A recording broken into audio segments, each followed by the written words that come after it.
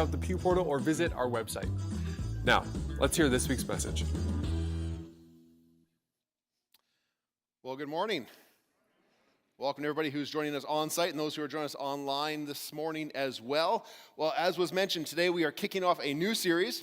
It is one that I have been looking forward to for a long time and one that I've actually been planning for quite a while as well. And we're calling it Piecing It Together, God's Plan for Marriage. Now, even before we jump into it, I just want to say this. I firmly believe that there is something for everyone in these next couple of weeks. We're going to be talking about this topic. Whether you're perhaps a newlywed, or if you are hoping to one day be a newlywed, if maybe you're a little more seasoned in the area of marriage, or maybe you're single, either at the early in life or later in life, you find yourself in the stage of being single, I believe there's something in here for you, because what we're going to be talking about is not just marriage, but about intimate relationships. And the reality is that God has created us all for intimate relationships. Now, let's understand what that word means.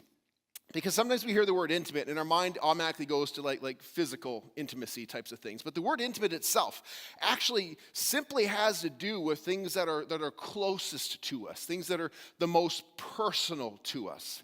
And certainly we have relationships that would fit that category, that are our most intimate, our most closest relationships, won't we? We use this in other parts of life as well, don't we? We may talk about going for an intimate meal or an intimate dinner. And I hope, and I really hope, this will be a real blessing to you, this series, if your definition of an intimate dinner is like the Costco food court. Okay? If that's what you think of, you are in the right place at the right time. And we're going to help you with that. But why is the Costco food court not considered an intimate dinner? Well, it's obvious, right? It's a big place, and there's lots of people around. It's very public, and it's one of the only places, if you notice this, it's one of the only places where if you sit down at a table for four with just the two of you, like two strangers will come and share a table with you. What other restaurant does that happen? And they won't introduce themselves to you. They won't really talk to you. They'll just eat their hot dogs and leave. It happens nowhere else but at Costco. But we wouldn't consider that to be an intimate dinner, would we? Why? Is it because it's not fancy? No, it's got nothing to do with how fancy or expensive it is. It has to do with the fact of the setting and the environment. You see, you could take your Costco pizza home with you, and if it was just the two of you at your dinner table, the food is the same. But now we have an intimate dinner because we've gotten closer to just the two of us. So this word intimate kind of means. And some of us will experience this idea of intimate relationships through a very, very close friend. We'll experience it through family. But most of us in this life will experience it within the context of marriage. You see, apart from our relationship with God, that is often the most intimate relationship a person will ever have. It's certainly the most intimate relationship I personally have ever had, and I believe I will ever have, is my relationship with Nadine. And our story is kind of common, I think. It might be similar to your story in a lot of ways, where, it's that typical story of, boy meets girl thinks boy's a loser, right? That old thing, right? But then the boy likes a challenge, and so the boy tricks her into going on a date by inviting her to a large group event, but then telling the group to go somewhere else to make it more intimate. And then the girl has to decide if that's creepy or charming, right? Good news, she thought it was charming. So eventually the girl decides to date this boy, and they go from dating to the boy proposes, and the girl says yes. And so now we got to plan a wedding. And we went to a good church at the time and had a wonderful pastor, so we asked him to be the one to marry us. And he had one condition. It's the same condition I have. I have never married anybody. In the 17 years I've been a pastor, I've never married a single couple without going through marriage preparation first. And that was actually one of his requirements. And so we thought, this is great, because we don't really know what we're getting into. We've never been married before. We're in our early 20s, and this is a huge mystery. We're so thankful for the marriage prep. And so he invited us to his home, and he sat us down at his kitchen table one afternoon, and here's how our marriage prep went. We watched this short, stout, jovial Jamaican man stir a pot of tripe and beans while we listened to him, number one, tell us that the tripe was too spicy for us Canadians, and then number two, say, you have a good home and good parents, you'll be just fine. That was the master plan. That was the master plan for marriage. Be like your mom and dad and don't eat tripe. That was the plan for the rest of our lives. That's what we got. I hope I hope you got more than that when you hopefully did your marriage preparation, but there's some truth in that. There is truth in what he told us, that tripe is terrible. If you have ever tried it, it actually is. It is terrible. You should not eat tripe. But it's also true that it's good to have good role models. But here's where it falls apart. Having good role models is not enough. So I used to live next door to a guy who played in the NHL, but that didn't make me a good hockey player. Being in the proximity of these things does not make you an expert in these things. And so we got married and we struggled. We would read books, we'd go to courses, we'd get some advice, we'd go through a lot of trial and error as we tried to piece it all together. We tried to piece it together. But here's what really made the difference. Here's what made the difference for us. One of the biggest things is that we came to learn that God did not just create us for intimate relationships. We came to learn that God did not just create this thing that we refer to as marriage, but he actually had a plan for it as well. And that we weren't on our own, that we could actually dive into his plan and we could start to piece it together according to his plan. And one of the most amazing things about this plan is that it's almost too simple because it's contained in a single verse. In Genesis 2:24, where God says this. He says, "This is why a man leaves his mother and father, and he is united to his wife, and the two become one flesh." That's it. That's the plan. Now, it's going to take us a few weeks to unpack that plan. It's going to take us a few weeks to discuss the power and the purpose behind each of those key phrases. But as we see each of these pieces, we'll actually find a blueprint that we can piece together God's plan for marriage. And the three key phrases are these. Number one, we need to leave, we need to unite, and we need to become one flesh. Those of you who have a King James Version Bible or have read that in the past, you'll know that these words, this is a preacher's best friend, words that rhyme, right? The old King James will say this: you need to leave, weave, and cleave are the three things that it talks about. Leaving means that we need to leave something to enable trust to be built. And when we can leave something to enable trust to be built within this relationship, all of a sudden faith starts to grow. And we can weave our lives together, weaving meaning joining together, uniting two lives together. And when we have a relationship that includes trust and we are weaving our lives together, suddenly we have hope for the future. And then we can cleave. We can build passion. And we can experience love like God planned. Faith, hope, and love. You ever been to a wedding and not heard those things? Faith, hope, and love. You ever been to a wedding and not heard 1 Corinthians 13? That says, now these three remain. Faith, hope, and love. And the greatest of these, the one that we're pursuing, the one that permeates all of them, the one that finds its origin in God himself, the greatest of these is love. You see, your marriage is designed to be an expression of faith, hope, and love, as it's lived in community with another person as a divine picture of your relationship with God through Jesus Christ. Now, there might be some people here who are encouraged by hearing these words, but you're already thinking, you can't teach this old dog any new tricks. I've been married too long. I'm going to bet there's some out there, and I get that. I understand that. But here's something that happened this week. I was online, and I saw a video of a guy who caught a cat how to fetch. And there's this weird thing that happened. I thought, if a guy can teach a cat who is pure evil and selfish how to catch, anything is possible, right? Like there's hope for anything to be possible. So maybe even the old dogs can learn a few things through these next few weeks. Because if you can teach a cat how to fetch, anything is possible, isn't it? So let's begin today by looking at this first phrase. What does it mean to leave? What does it mean to make space for the other so that trust can be established and trust can grow within our marriages? Now, this phrase probably seems pretty straightforward to begin with.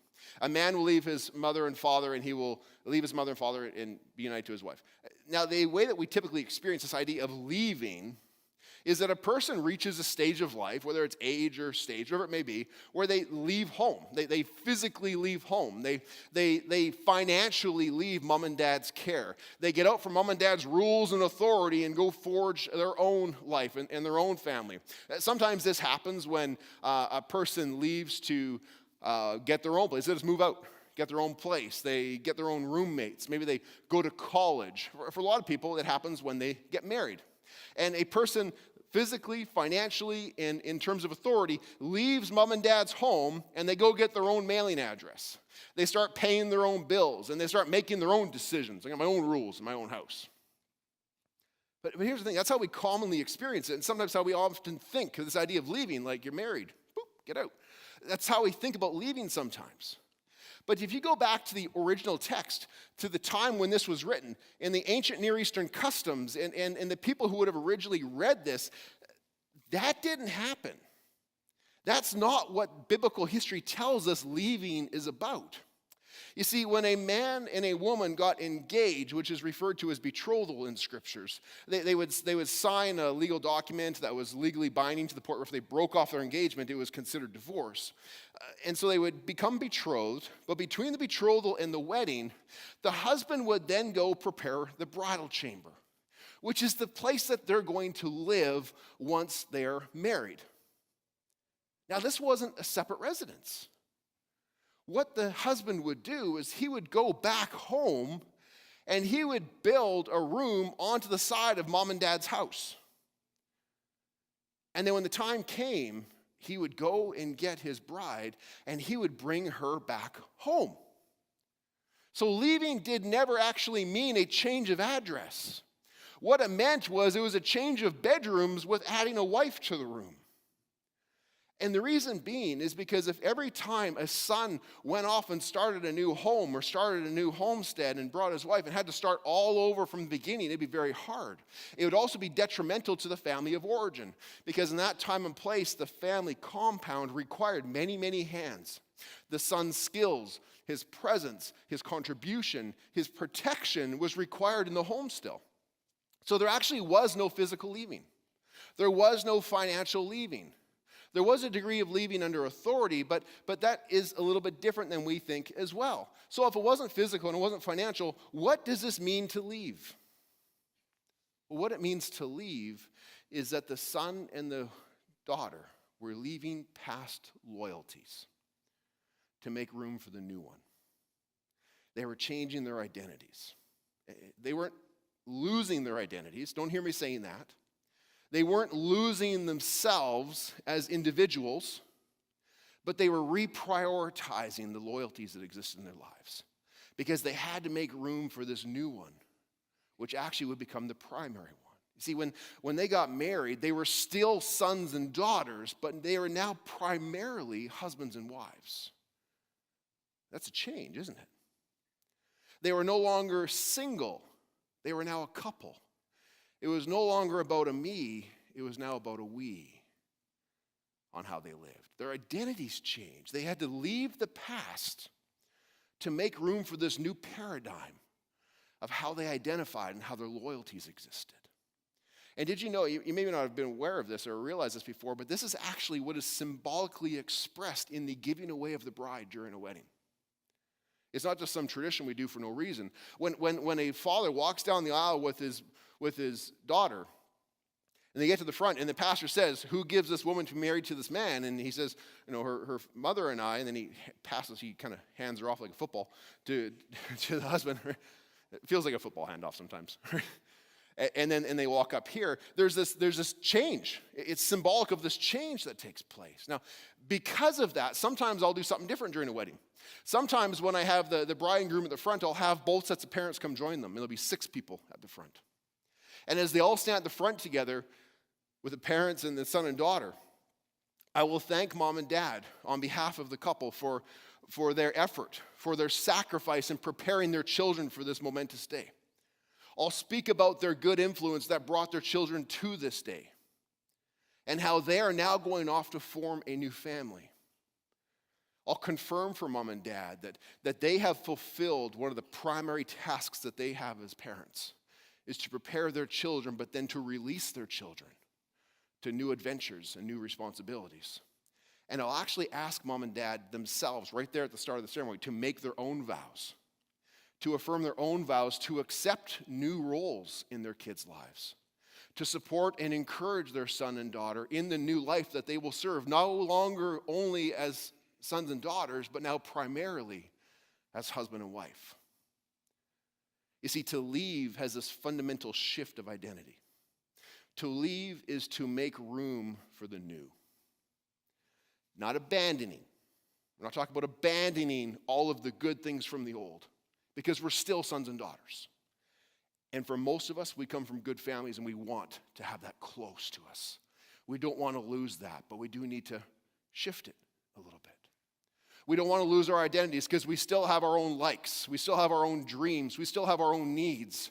But now we have a partner who part of their role is to help us to realize those together. And let me just say this, if you have a partner who demands that shift, if you have a partner who blows all other identities and all other responsibilities out of the water so that only they remain, that is unhealthy. That's unhealthy, and it could potentially be abusive. Because you still have your identity, your hopes, your dreams, your likes. But you want to have a partner who helps you to realize those together now. And here's the thing, we've talked a lot about weddings so far, but this is not just for newlyweds. This is not just a one-time thing. But the reality is that throughout your married life, new threats will emerge. New opportunities will emerge that will vie for your loyalty in life. And so we constantly, throughout our time of marriage, we constantly need to be evaluating if there's anything that we need to leave, if there's anything we've allowed in that we need to ask to move out of our lives. It often begins at the wedding with leaving mom and dad in the sense we've been talking.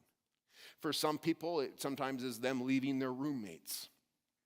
For other people, there's other people or influences that they need to leave and kind of put to the second seat and not the primary seat. Some people have customs. Some people have a lot of baggage from the past, whether that be past relational wounds that they have not dealt with and bring to the present with them. Sometimes people have addictions that they bring with them and that they're so bound to that they need to leave. But then later in life, we find other things too, where as we advance in our careers, we start to travel more and the demands increase, and that threatens later in life to move in. Sometimes our health starts to deteriorate later in marriage. And all of a sudden we have to decide, well, do I keep this secret? Or do I, and therefore go into isolation? Or do I allow my partner to know what it is? You see, the difference on that one is if I keep it a secret and I live it in isolation, I have made that my highest loyalty because I've kept it a secret from somebody who is therefore in second place. Or do I share it with them and allow them to be my partner? And we share this together. As we get older, we end up going from being kids to having kids. And now our identity is, okay, are we still going to be husband and wife first because we're now a mom and dad as well? Or do we start to worship our kids higher than our spouse? There's all these things throughout. This is not just a one-time thing when we get married. There's things throughout our entire lives that we constantly need to be vigilant for, to guard and protect against. And now notice, none of these things are bad things. None of them are bad things. But they only become bad if they become primary things. Because when they become primary things, they start to threaten our marriage. See, throughout our marriages, we need to be asking the question, is there something from my past or my present that is vying for my loyalty? Is there anything that I need to leave? Is there anything that I need to leave in order to protect my marriage so that trust can be built and can be guarded? Does this make sense? I hope so. Oh, it's a critical thing. And if it doesn't, whether you're preparing for a marriage or if you're a newlywed or maybe you're a young family, maybe you're a little more seasoned, I want to help you to visualize a little bit of what this looks like so we really understand what it means to leave, okay? Now remember, I started talking about intimacy at the very beginning. And there's intimacy on everything that we have in our lives, okay? Regardless of what it is, everything has some level, greater or less, of intimacy to our lives. Now, the closer to the center it is in our lives, the greater the intimacy that we experience, right? And we've all got stuff we bring with us. We've all got stuff in our lives that we bring with us from the past, and we've also got stuff in the present. And all of our stuff gets plotted on this chart somewhere in level of intimacy to us. There's things in my life that I would plot on my chart. Like the first thing I mentioned is because someone's thinking, well, what about God, right? God, yeah. I have an intimate relationship with God, and God kind of permeates all of these things. So we'll just establish that off the start. So our relationship with God kind of permeates all of these things. But then I also have a relationship with my truck. Right? I love my truck. I've had my truck for 12 years, still going strong. Love my truck, right? Go Team Dodge. And so my truck would plot on there somewhere. I love hockey. It's on there. I love my job. I love my parents. I love my buddies. I love going to the gym. All these things. You can make your own list. All these things would plot somewhere in proximity to the center of your life. All these people, places, and things and activities. The closer to the center, the greater the feeling of intimacy that you'd have with them. I feel like I forgot one. Oh, Nadine. Yes. Nadine is on the list there too. I feel like I should invite Nadine to come up here, because Nadine is on the list there as well. And you choose what is closest proximity to you, for better or for worse. You want to have a seat? Oh, right. My stuff's in the way, isn't it? Oh, maybe, you want to maybe do like a half cheek sneak? You want to share? Oh, well, when you're ready, you can move my stuff for me. I'll just wait.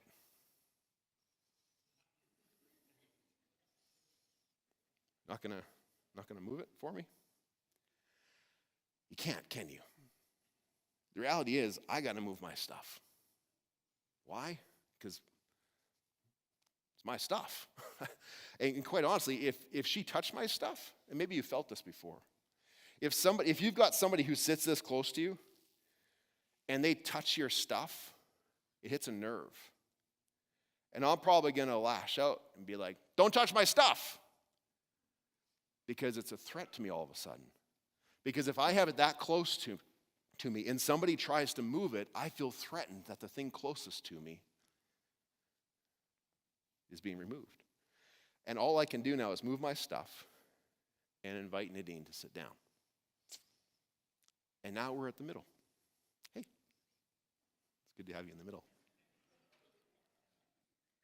Now here's the thing. I got to move my stuff and invite her to sit down. But then it's up to her. Because here's something else I can't do. I can't force her to sit down. The best I can do is make room for her and extend an invitation. But if I demand that she sits down, if I somehow force her through making her feel guilty or through punishing her by withholding part of myself, and well, as soon as you get in line with what I want and I need, you can have it back. If I do that, any of that sort of stuff, at best, that's manipulative, and at worst, it's abusive. But in either case, it's unbiblical. In either case, it's unbiblical. Why? Because it absolutely violates how we understand love. You know the love chapter, 1 Corinthians 13, it says this about love. It says, love does not delight in evil, but love rejoices in the truth. It always protects, it always trusts, it always hopes, and it always perseveres. See, love is described in the Bible is this other-focused, sacrificial devotion to the other that puts the other above my stuff so that they can sit beside me as my most intimate and closest relationship that I have. And when that happens, this type of love is built on a foundation of trust. And it's a trust that we can only earn over time. We can only earn over time as we sit together in proximity and share with each other integrity and loyalty. Does that make sense? Now, there's been times in our lives, and mine in particular, where I have not done this well. I think of a time in particular before I was a pastor when I would travel a lot for work. And we enjoyed that time of life in a lot of ways because I was making a lot of money, we were having a lot of fun with it, and we had all sorts of stuff because of it. And outwardly, people would even come to us and they would be envious of some of the things that we were experiencing, some of the things that we had in life. They were envious of us because outwardly, it looked awesome. But over the years that I was doing that, I'd check into a hotel at night and I'd meet some guy in the lobby and he's like, hey, let's go grab dinner and drink and watch a game. And so I'd meet all sorts of people on the road and we'd go, watch these games, get to know their lives a little bit. And all these guys that I kept going for dinner with, I found out like most of them were divorced. And I thought, I wonder what the common cause is. And then as they would share more of the story, I'd be like, well, the common cause is their jobs and the temptations of the traveling world that they were living within. And they just weren't managing their lives well. And I thought, not us. We're a good Christian family, a good Christian couple. Will not happen to us. We're fine. And then the industry got slow for a little bit.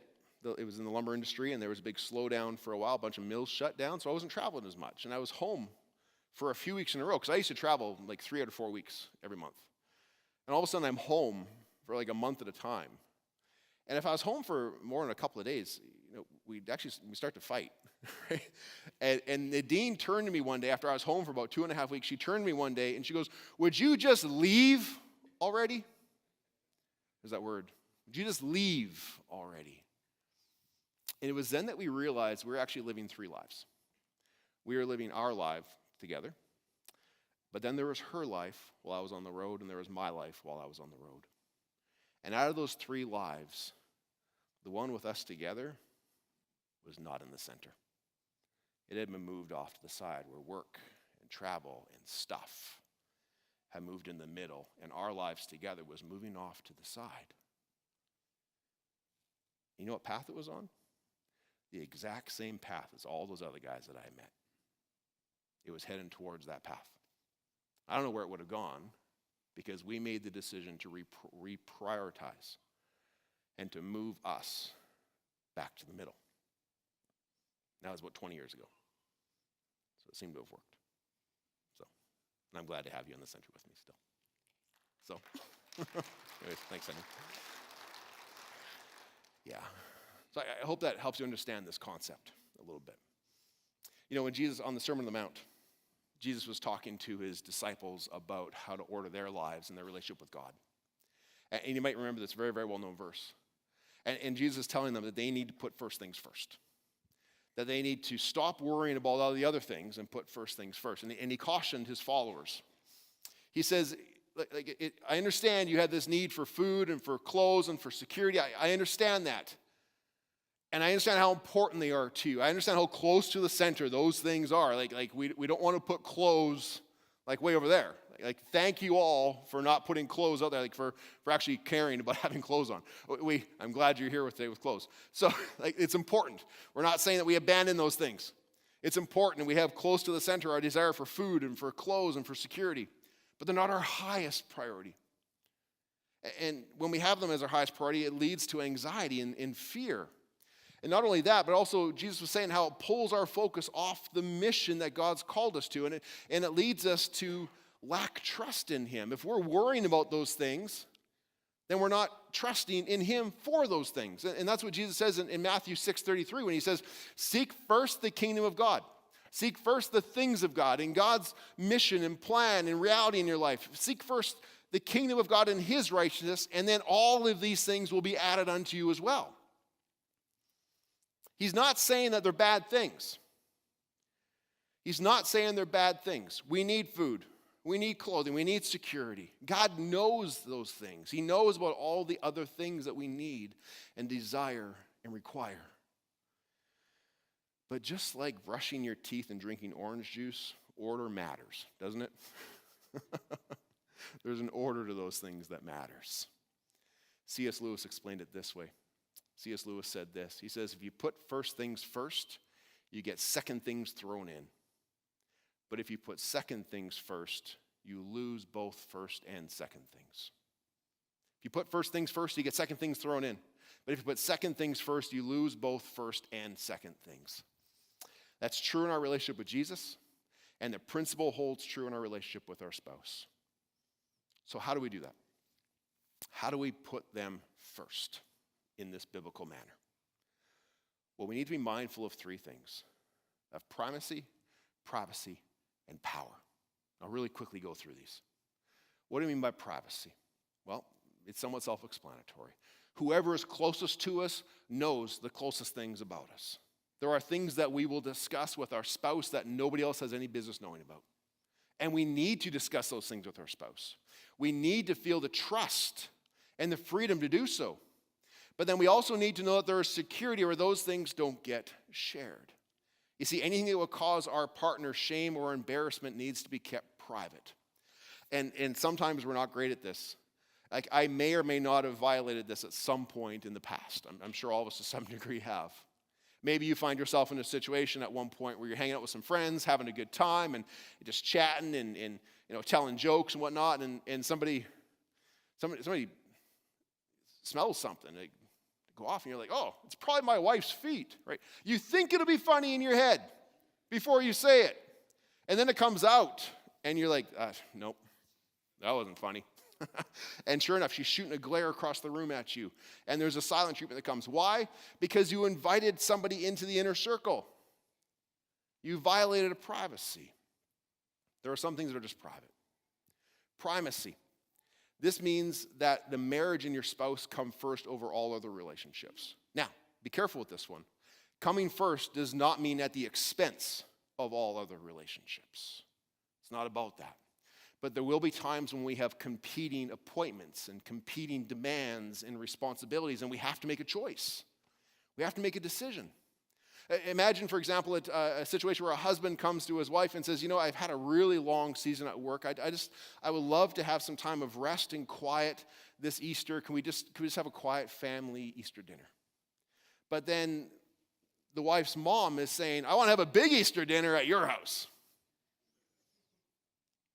What do you do? Only one of those can happen. Only one can happen. Now, primacy does not mean the husband wins by default over the mom. That's not what this means. What it means is that this husband and wife need to come together and talk about this, and to take into account all people concerned, and then make what is the best decision for them, free of outside interference, free of outside opinions. Whatever is best for us. The husband doesn't win by default. His opinion matters. The wife's opinion matters. The mother's opinion matters. It all matters, but they need to decide what is best for them. Even if mom's going to be disappointed. Even if the husband has to change his expectations a little bit. If it's best for them, that's what has to happen. Because the marriage has to come first. But then power. Power is this idea that your spouse must know that there is no other power apart from God that exists before them. There is no power apart from God that exists before them. I don't always view this well, as I mentioned, between work and church demands and from traveling to meeting. I struggle with this sometimes because there's so many demands, so many things that try to influence power upon my time, and maybe you can relate to that a bit. But to the absolute best of my ability, I never ask Nadine to compete for my love and loyalty. And I know that she does the same, where she never asks me to compete for her love or her loyalty either. And when we do that well, what we begin to do is we start to make space in our lives for each other, and we allow trust to be established and trust to build. And I know that I've blown it in the past. All of us have. It's part of the nature of being human, isn't it? But here's the good news. If you've blown in the past, maybe you're blowing it right now. Here's the good news. Trust is primarily grown through repairs in violation. That might sound odd that violations actually lead to the growth of trust, but that quite often is where trust grows, is through repairs of those violations. Now, I'm not talking here about somebody who maliciously and intentionally schemes and connives to get their own way. That doesn't grow trust at all. I mean these moments where we misstep, where we look back and go, man, if I could do that over again, I would do it so differently. I mean, those violations, the ones that lead us to seek forgiveness, the ones that lead us to desire to grow and to know our partner even more than we do today, the ones that draw us to become mindful of giving our partner the privacy and the primacy and the power. Those violations that we seek forgiveness and want to know more about, that then lead to this environment where we actually have opportunity for ever deepening levels of trust. And that's why this is not just a one-time thing. Leaving is not just a one-time thing. Leaving is something we do throughout our lifetime together as we seek to deepen these bonds.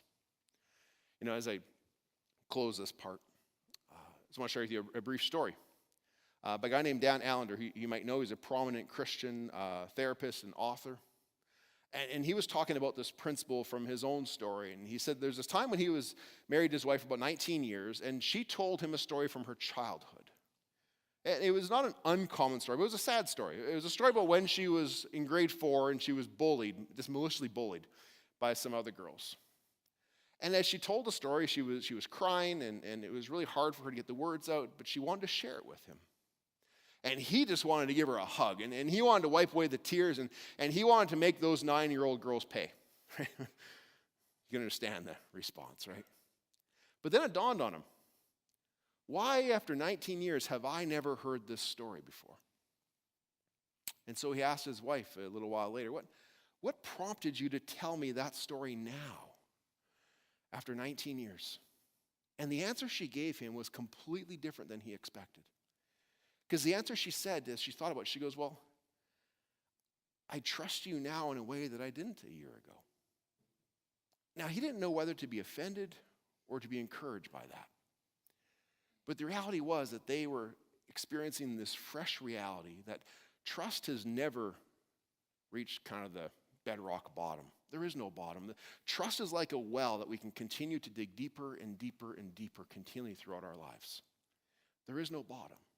And he discovered in this moment, after 19 years, when he thought he knew his wife, everything about her, every story about her, every pain and every challenge, and everything about her, finally, 19 years, she shares this story. And she was willing to do it because the events of their year prior of investing in each other had dug their well a little deeper. And now she felt enough trust to share this with him for the first time in 2 decades. See, throughout our marriages, we continue to make space for the person beside us and to keep them at the center with us. And if we can do that, we will build an ever-deepening sense of trust that will lead to a hope for the future, which we'll talk about next week, and an expression of love that is beyond what we could ever experience. To the first step, though, in God's framework of piecing it all together for a God-honoring marriage, is to leave to make room for the other. How do we do that? Well, if you want to take a first step in doing that, we need to acknowledge sometimes that there is something between you and your significant other. We need to name it, and we need to confess it. And it does no good. And sometimes there's a tendency, when I do a lot of counseling with people, this is one of the first things I'm always watching for. And so I want to caution you about this. It does very little good, if any good at all, for you to identify where your partner has gone wrong. Oh, I want them to hear this message today. I hope they're listening. Maybe that's going to help. I can guarantee you what will help, though, is to reflect upon yourself. What difference does this make for you? And we need to each be willing and vulnerable enough to take that deep dive inside ourselves and not worry first and foremost about how my partner needs to get better. But what do I need to confess? What do I need to leave? Who do I need to seek out for godly counseling so that maybe if I leave something and create space beside me, my partner will come and sit down and all of a sudden, wait a second, maybe I was part of the problem. And part of the issue we were having is I didn't allow them to sit down beside me because I never dealt with my stuff. It begins by looking within ourselves. And there's a similar path that we use when we talk about having a personal saving relationship with Jesus Christ. You see, in view of eternity, it does no good for us to ignore our own sin. In the view of eternity, it does no good for us to try to just deal with or hide our sin on our own. We need the humility that acknowledges I am not the solution to my sin. I am the cause of my sin. And I need to seek out godly help. And that's what we remember and that's what we affirm during communion. It is. When we come to the communion table together, we remember that Jesus dealt with our sin upon the cross. The bread is symbolic of his body in which he lived and ministered and offered in place of us. And the cup symbolic of his blood, meaning life, that he gave as a ransom for us. And this great exchange that took place, Whereas he gave his life, we received life. And that's what we remember. And that's what we seek to affirm when we come together to participate in communion. That Jesus paid it all, and he dealt with it upon the cross. And because of that, we can leave our sin in the past and grow in our trust with him. And as we weave our stories together with Jesus, we start to have a hope for the future and can experience his love. And it's no coincidence that all of that actually mirrors God's plan for marriage. Because as I mentioned at the beginning, our marriages are to be this divine picture of Jesus' relationship with the church, where Jesus came and paid the bride price in his own blood upon the cross. And then he went away to prepare a place for us to dwell with him eternally. And he will come back for us at a time in the future with the blast of the trumpet and the shout of joy. And we'll be taken to be with him, and we will join together in our lives with him forever, where Scripture then says that we will also take part in the wedding feast of the Lamb. And so as we prepare for this time together around the communion table, I want to ask you to consider, is there anything in your life that you need to leave, that maybe it's something you need to confess, that has taken first place of Jesus in your life? We've talked a lot about marriage today and about how we need to have our partner, that most intimate relationship, closest to us. Well, in our relationship with Christ, is there anything that we need to confess to allow him to be the closest thing to us? And out of honor to him and out of the price that he paid, and out of the promise he gave us for the future, to make that choice. Let me just leave that question with you while we reflect, and then we'll take the elements together at the table here.